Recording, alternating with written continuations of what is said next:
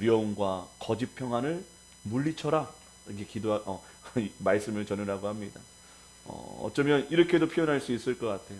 두려움과 거짓 평안에게 속지 마라. 여러분, 성공학의 아버지라 불리우는 나폴레옹 힐이라는 사람이 있다고 합니다. 이 사람은요, 성공에 대해서 참 많이 연구를 했대요. 그러면서 한 가지 특이한 점을 발견했다고 합니다. 지금 녹화가 되고 있나요? 한번 점검해 주시면 감사하겠습니다. 사람들은 누구나가 성공을 하고 행복한 인생을 살고 싶어 하는데, 어떠한 이유로 그 이유로 인해서 변화를 주저하고 결단하지 못한다는 것입니다.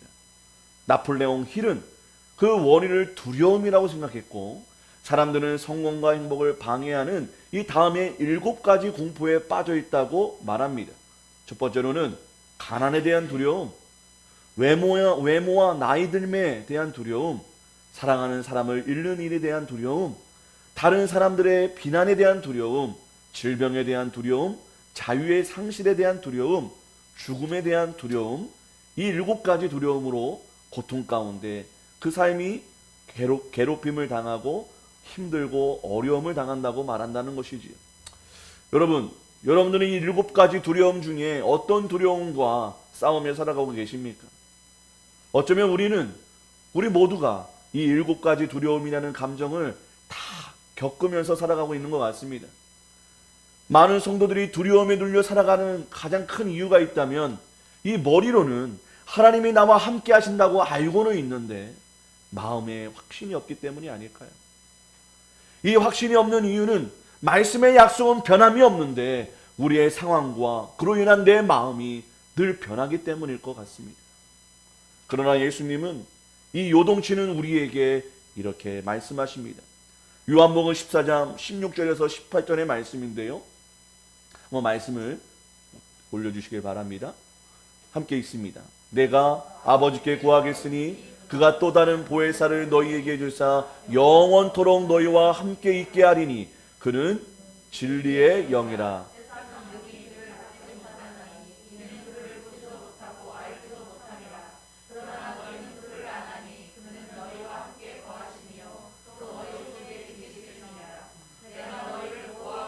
버려두지 아니하고 너희에게로 오리라. 우리가 느끼든 느끼지 못하든 성도가 누리는 가장 큰 복이 있다면 성공이 아니라 부자 되는 게 아니라 예수님이 우리와 함께 하신다는 것입니다. 하나님이 나와 함께 하시다는 것이 우리 성도들의 가장 큰 복이라는 거예요. 이것이 믿어지십니까? 지금까지 우리에게 어려운 고비와 또 고통이 많았지만 그 순간에도 예수님 우리와 함께 하셨고 우리를 인도해 오고 계시다는 것입니다. 이것이 믿어질 때 우리의 모든 두려움은 사라지는 거예요. 간단해요, 사실은. 우리가 믿음이 없어도 두려운 것입니다.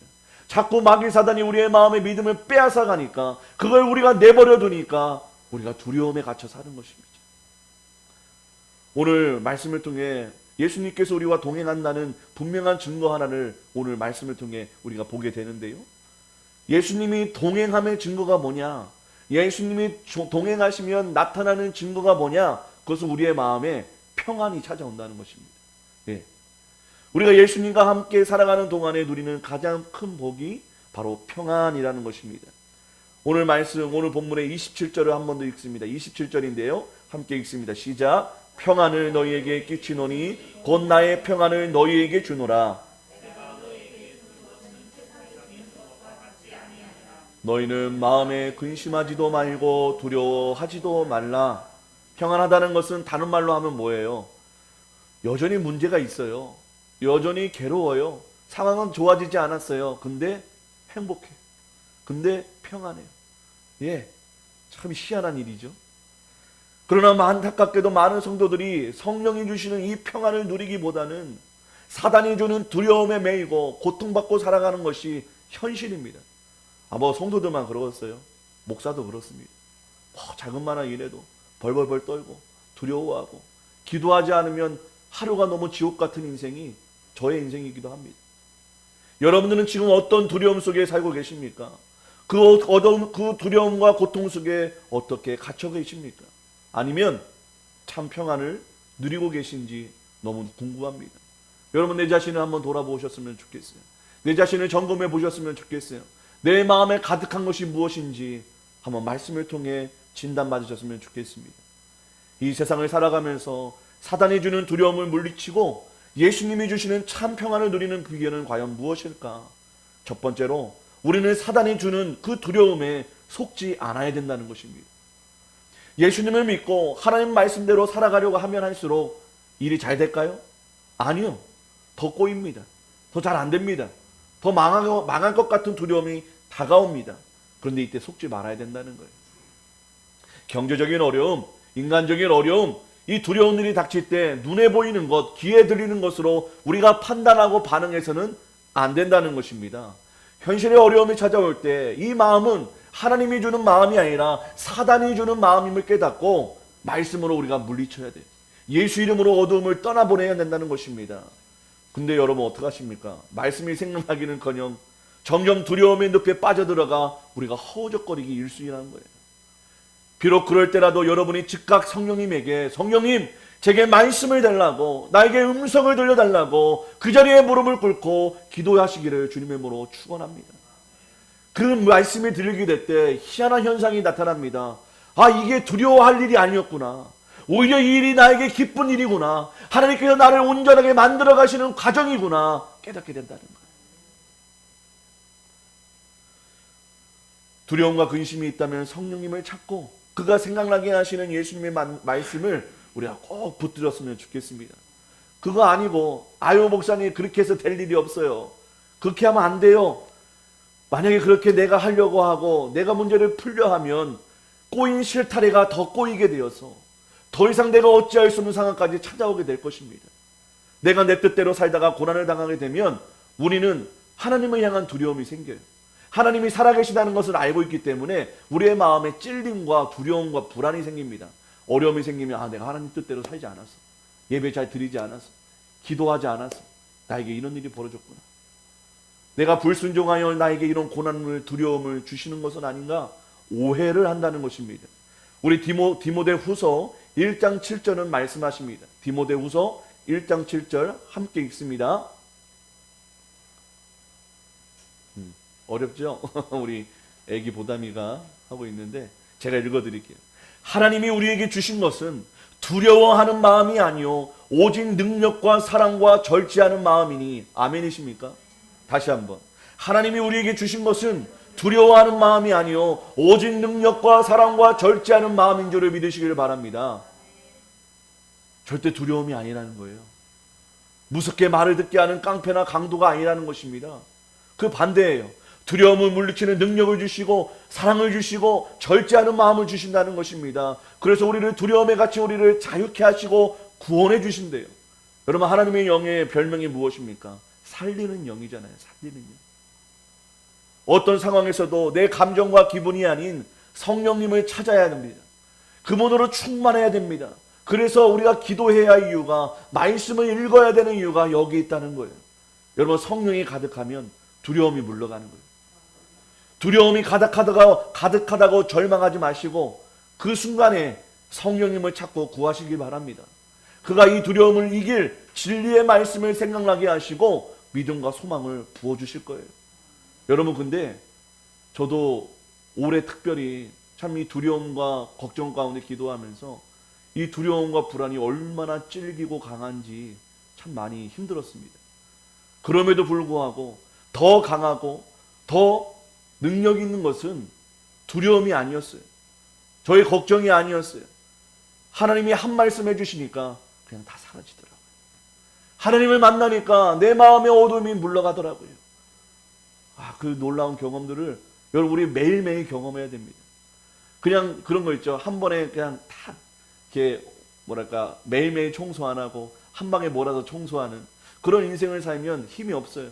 매일매일 성령님의 음성 들으면서 조금이라도 틈타고 있는 그 어둠과 우리의 걱정들을 매일매일 물리치시는 저와 여러분이 되었으면 좋겠습니다.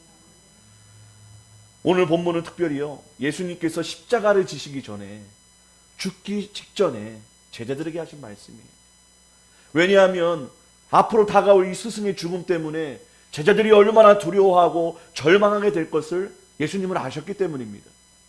29절인데요. 우리 함께 읽겠습니다. 29절 시작. 이제 일이 일어나기 전에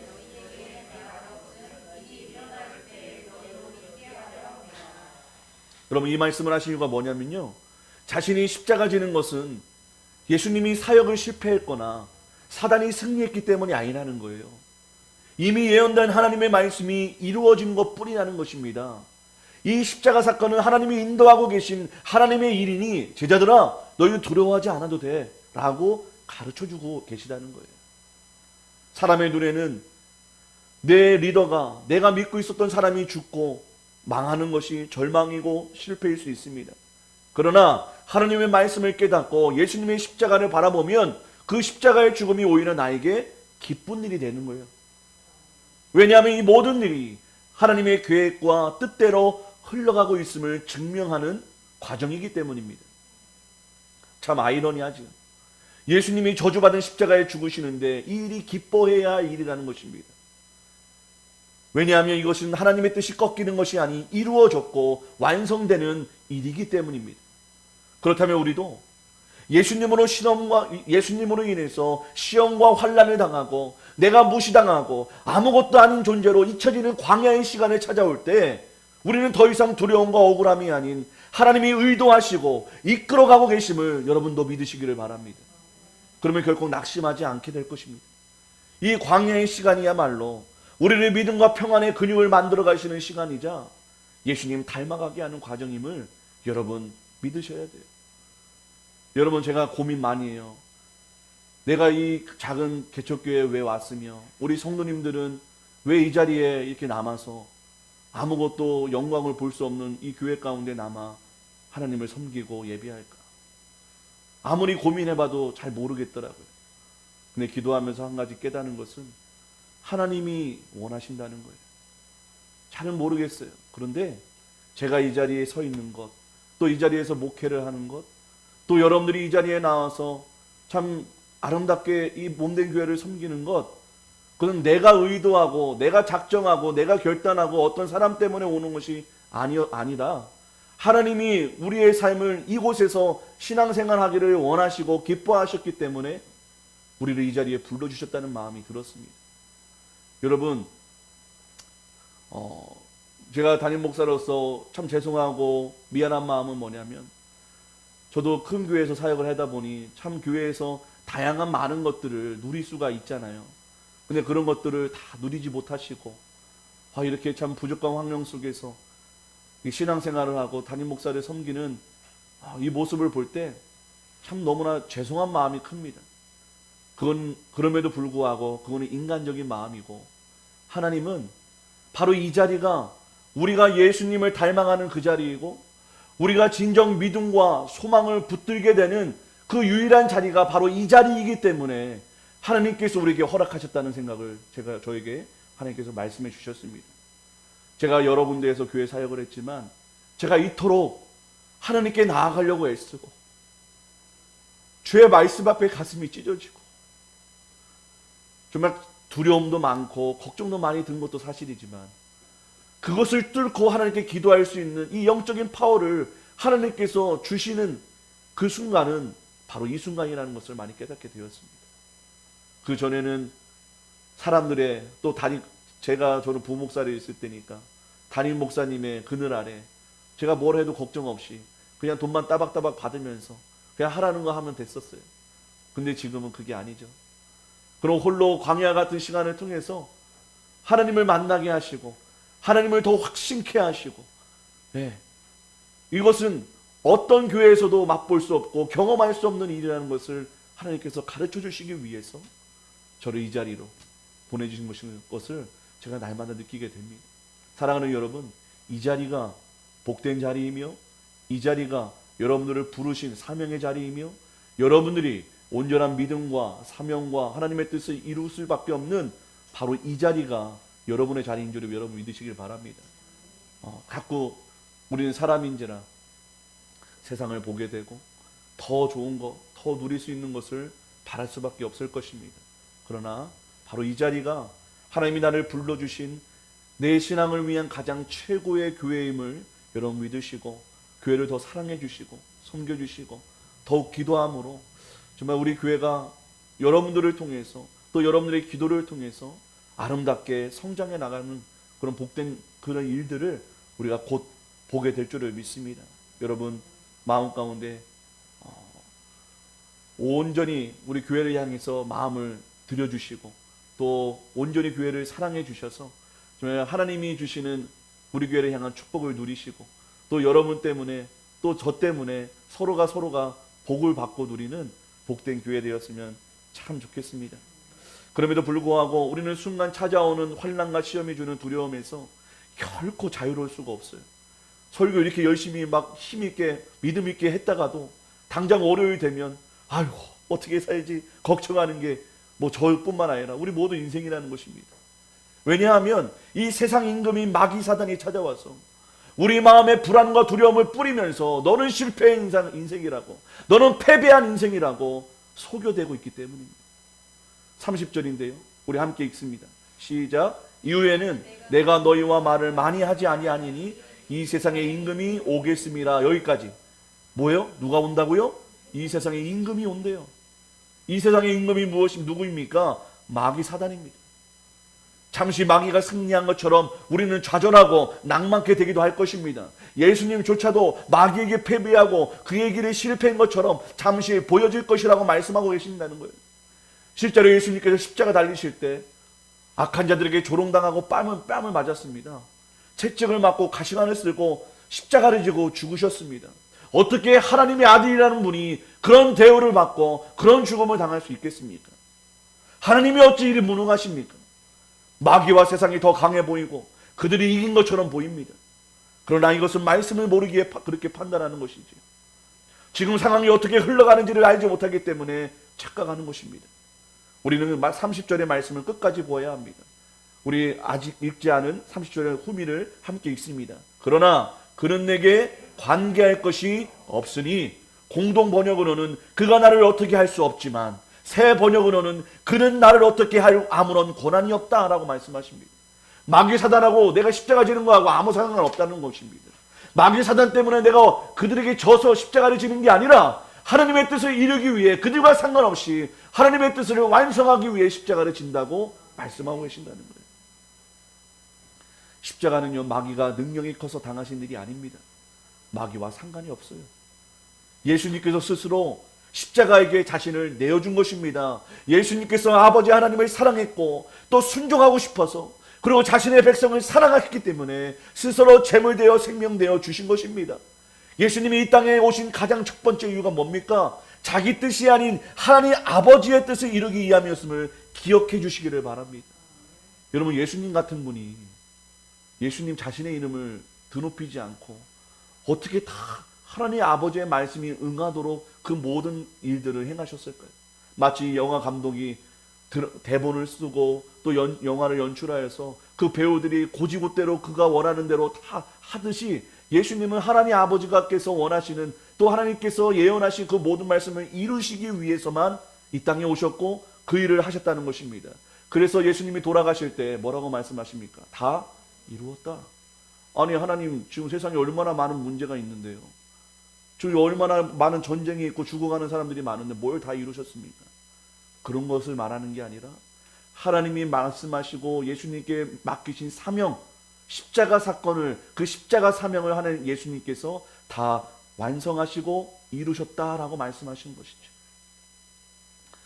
우리 31절 함께 읽습니다. 오직 내가 아버지를 사랑하는 것과 아버지께서 명하신 대로 행하는 것을 세상이 알게 하려 함이로라. 주님은 육신의 눈으로 볼 때 저주받고 실패하여 절망할 수밖에 없는 십자가의 길이 아니었습니다. 오히려 사랑하는 아버지의 뜻을 이루어드리는 일이었어요. 하나님의 뜻이 완성되는 일이었기 때문에 제자들에게 미리 소스를 주시는 거예요. 미리 얘기해 주시는 거예요. 나 죽어도 너 절망하지 마. 제자들아, 절망하고 두려워하지 마. 이거 다 하나님의 뜻이 이루어지는 거야. 걱정하지 말라고 이야기하시는 거예요. 오히려 내가 십자가에 지는 거 너희들 기뻐해야 돼 라고 말씀하고 계시다는 거예요. 사랑하는 여러분, 그 당시 제자들이 보기엔요, 이 예수님이 십자가 죽음이 더 이상 자신들을 이끌어줄 구원자를 잃어버린 것처럼 보였습니다. 제자들은 예수를 따르던 수많은 사람들이 예수님과 자신들을 죽이려는 사람들로 변했기 때문에 그들은 언제 당할지 모르는 죽음의 공포에 휩싸여 살 줄 알았어요. 그러나 부활의 주님을 만나고 마가의 다락방에서 성령 침례를 받았을 때 비로소 그들은 깨닫게 됩니다. 이 십자가가 하나님의 뜻을 완성하였고 우리들을 구원하였다는 사실을 그들이 알았다는 것입니다. 결국 성령님이 가르쳐 주시는 예수님의 말씀이 그들이 믿어지니까 제자들은 더 이상 죽음도 그 어떤 위협도 두려워하지 않는 사도들이 되었다는 것이죠. 사랑하는 여러분, 우리가 당하는 이 모든 고난과 환난, 그리고 이로 인한 공포와 두려움이 두려운 이 모든 것들이 마귀 사단에게 속한 것이 아닌 하나님의 손에 속하여 있음을 믿으시기를 바랍니다. 그리고 그가 결국 그 모든 것을 협력하여 선을 이루어 주실 것 또한 믿으시길 바랍니다. 그럼에도 불구하고 우리가 십자가의 길을 걸어갈 때, 그리고 말씀에 순종하려 살 때 우리는 환난과 고난을 또 맞닥뜨리게 될 것입니다. 그러나 이 환난과 고난이야말로 오히려 이 상황을 통해 하나님께서 나를 믿음으로 거듭나게 하시는 가장 최고의 기회임을 믿고 기뻐하시길 바랍니다. 감사하시길 바랍니다. 더 나아가 아무리 힘들고 어려운 상황이 닥쳐오더라도 이 상황조차도 허락하시는 하나님이 계심을, 또 이 상황보다 크고 강하신 하나님이 남의 아버지가 아니라 나의 아버지 되심을 감사하고 두려워하지 않는 저와 여러분 되셨으면 좋겠습니다. 한 걸음 더 나아가 우리가 사단이 주는 이 두려움에 우리가 속지 않아야 되지만 또 하나 속지 않아야 될 것이 있어요. 그것은 거짓 평안입니다. 거짓 평안. 어떤 사람은 이렇게 말할 수 있어요. 목사님, 저 지금 편안해요. 두려움도 근심도 없어요 라고 하실 수 있는 분이 있을 것입니다. 오늘 말씀에 보면 예수님이 주시는 평안은 세상이 주는 평안과 다르다고 말씀하십니다. 예수님께서 주시는 평안은 예수님의 말씀과 함께 오는 평안이에요. 그런데 세상이 주는 평안도 있어요. 돈을 많이 가지게 되면 평안하다고 느낍니다. 지갑에 돈이 두둑하면 평안함을 느낍니다. 통장에 돈이 두둑하게 쌓여 있으면 아마도 미래가 두렵지 않고 든든하게 될 것입니다. 그러나 이 세상이 주는 평안은 말씀 앞에서 이것이 참인지 거짓인지 순간인지 영원한 것인지 점검받아야 합니다. 그리고 세상이 아닌 주님이 주시는 말씀에 근거한 평안으로 다시 가득해야 된다는 거예요. 누가복음 12장 보면 풍년이 들어 많은 곡식을 창고에 저장한 농부가 이렇게 이야기합니다. 내가 내 영혼에게 이르되 영혼아 여러 해 쓸 물건을 많이 쌓아두었으니 평안히 쉬고 먹고 마시고 즐거워하자 하며 흡족해하는 장면이 나옵니다. 그러나 그때 그 부자에게 하나님의 말씀이 임합니다. 어리석은 자여, 오늘 밤에 내 영혼을 도로 찾으리니 그러면 내가 준비한 것이 누구의 것이 되겠느냐. 여러분, 이 부자의 평안의 근거는 물질이었습니다. 근데 하나님께서 그 물질을 홀라당 가져가시면 이 부자는 아무것도 없는 허망한 인생이 되는 것이지. 그래요 여러분, 세상 평안을 가지고 사는 사람들은 예수님 말씀 앞에서 불안해집니다. 그 마음이 불편해집니다. 나는 맞다고 생각하는데 예수님은 계속 아니다라고 말씀하시기 때문입니다. 많은 사람들이 지금보다 내가 더 가지고 높아지면, 더 누리게 되면 완전한 평안을 얻게 될 것이라고 착각합니다. 반대로 내가 낮아지고 비천해지시면 불행하고 평안을 잃어버릴 것이라고 믿습니다. 그러나 주님은 그렇지 않다고 말씀하십니다. 그래서 우리가 세상이 말하는 평안에 속으면 안 된다고 말씀하십니다. 반드시 예수님의 말씀 앞에 우리가 서서 이것이 진짜 평안인지 거짓 평안인지 우리가 구분해야 된다는 거예요. 세상의 왕들은 강력한 군사가 많고 무기가 많으면 평안하다고 느낍니다. 히스기야 왕이 그랬어요. 히스기야 왕이 죽을 병에서 기도로 고침받고 나라가 부강해지니까 마음 가운데 평안이 찾아왔습니다. 마침 신흥제국 바벨론에서 사신이 왔을 때 이 히스기야 왕은 무기고를 다 보여주며 자기의 힘과 부를 자랑합니다. 그는 어느덧 하나님보다 자기 무기고를 더 의지하고 사랑했던 것이지. 그때 이사야 39장 6절 7절에 보니까 이사야 선지자가 하나님의 말씀을 들으소서 하며 이렇게 이야기합니다. 보라, 날이 이르리니 내 집에 있는 모든 소유와 내 조상들이 오늘까지 쌓아둔 것이 모두 바벨론으로 옮긴 바 되고 남을 것이 없으리라. 여호와의 말이니라. 또 내게서 태어날 자손 중에서 몇이 사로잡혀 바벨론 왕궁의 환관이 되리라라고 그를 저주합니다. 군대와 많은 물질을 의지하여 얻은 평안은 모래성과 같은 평안임을 말씀해 주시는 것이죠. 오직 여호와를 의지함으로 받는 평안만이 영원한 반석 같은 평안인 줄을 믿으시기를 바랍니다. 여러분, 우리의 평안의 주인은 우리가 아니에요. 돈이 아니에요. 성공이 아니에요. 하나님이 우리의 평안의 주인이심을 믿으시기를 바랍니다. 최근에 출간된 기도의 사도 존 하이드의 전기 기도로 매일 기적을 체험한 사람이라는 책이 있는데요. 이 존 하이드가 이 거짓 평안에서 돌이키는 장면을 잠시 좀 읽어드리겠습니다. 그가 인도 선교사로 헌신해서 인도로 가는 배를 타고 갈 때였다고 합니다. 그 순간까지 그는 굉장한 자부심과 뿌듯함으로 이 선교사의 길을 떠났다고 해요. 스스로 대견히 여겼습니다. 그는 젊어서부터 선교사로 헌신하고 그것도 아주 훌륭한 선교사, 위대한 선배 선교사들처럼 난 될 것이라는 자부심과 또한 소망으로 이 인도를 향해 떠납니다. 그리고 이 위대한 선교사가 되는데 장애가 되는 모든 것들은 나는 다 극복할 수 있다고 결단하고 결심하면서 갑니다. 근데 이 모든 것들은 그의 야망에서 나온 것이었습니다. 겉으로는 주님을 사랑하는 것 같았지만 밑바닥에는 자기 영광을 위한 열심뿐이었다는 것이죠. 이것을 깨닫게 되는 편지 한 통을 받게 됩니다. 그가 배에 오르자 아버지 친구 목사님이 보내주신 편지 하나가 도착해 있었습니다. 그는 반가운 마음에 즉시 뜯어서 읽었는데 아주 짤막한 몇 마디였습니다. 근데 그 몇 마디 때문에 그의 자존심은 잿더미가 되었고 맹렬한 분노가 그 마음 가운데에서 일어나기 시작합니다. 그 편지는 이렇습니다. 사랑하는 존, 내가 성령으로 충만해질 때까지 너를 위해 기도를 멈추지 않을 거야 라고 적혀 있었습니다. 성령으로 충만해질 때까지. 그는 너무나 화가 치밀었습니다. 이 편지를 꾸깃꾸깃 꾸겨서 던져버리고 불을 주체하지 못해 가판 위로 올라갑니다. 성령으로 충만해질 때까지? 그럼 내가 지금 성령으로 충만하지 못하다는 것을 말하는 거야? 내가 이렇게 선교사로 떠나고 이 어려운 길을 내가 자처해서 가겠다는데 나보고 성령 충만하지 않다는 거야? 라는 이 분노가 그의 마음 가운데 가득하게 됐다는 것입니다. 그런 순간에도 그의 내면에는 맹렬한 싸움이 일어나고 있었다고 합니다. 그 아버지는, 그 친구의 아버지분은 그도 정말 사랑했고 그분이 한평생 신실한 삶을 살아왔다는 것을 모르지 않았기 때문입니다. 그런 생각을 하다가 그는 다시 선실로 내려가서 그렇게 구겨져 버렸던 편지를 다시 펴서 읽고 또 읽게 되었다고 합니다. 그의 마음은 괴로웠지만 그 아버지 친구 목사님이 옳다는 것과 자신이 선교사 사명을 감당할 준비가 되어 있지 않다는 것을 자각하게 되었습니다. 마침내 절망의 구렁텅 위에서 내려가 자신을 성령으로 채워달라고 기도하기 시작합니다.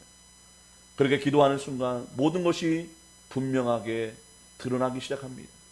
자신이 보이기 시작했고 그가 품었던 것이 이기적인 야망이라는 사실을 보게 되었습니다. 그러면서 그의 기도가 변화되기 시작합니다. 저는 배가 항구에 도착하기 전에 무슨 대가를 치르더라도 성령으로 충만해지고 말리라 결심하고 더욱 간절히 매달렸습니다.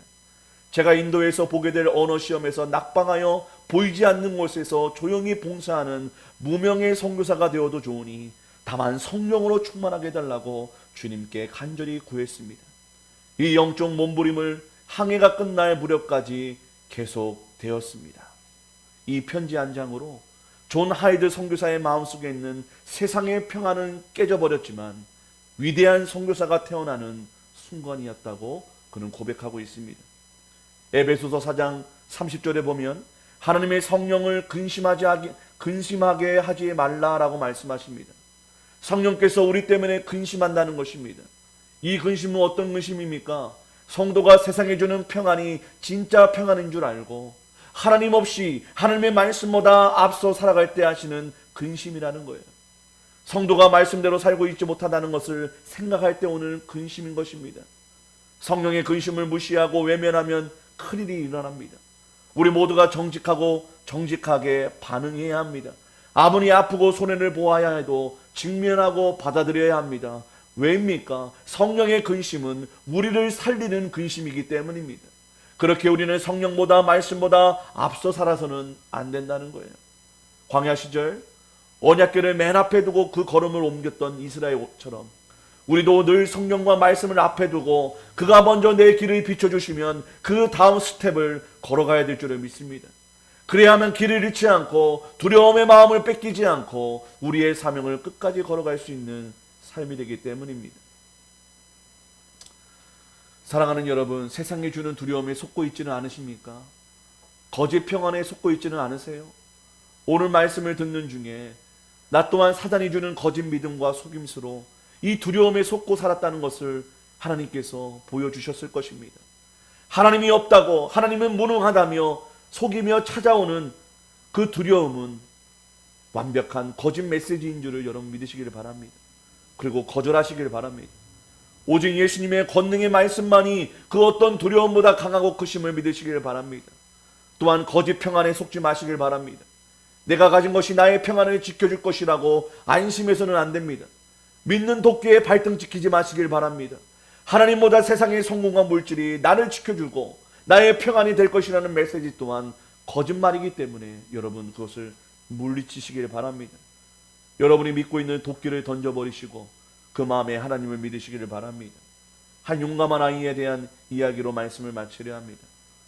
어떤 사람이 공동묘지를 막 넘어가려고 하는데 너무나 밝은 얼굴로 뛰어노는 꼬마를 만나게 됩니다. 얘야, 여기는 공동묘지 근처인데 너는 무섭지가 않니? 이렇게 묻자 꼬마는 아니요 라고 하면서 오히려 이상하다듯 쳐다봅니다. 왜 무섭지 않지? 다시 묻자 꼬마는 활짝 웃으며 말하는 것입니다. 우리 아빠가 이 묘지 관리인이거든요.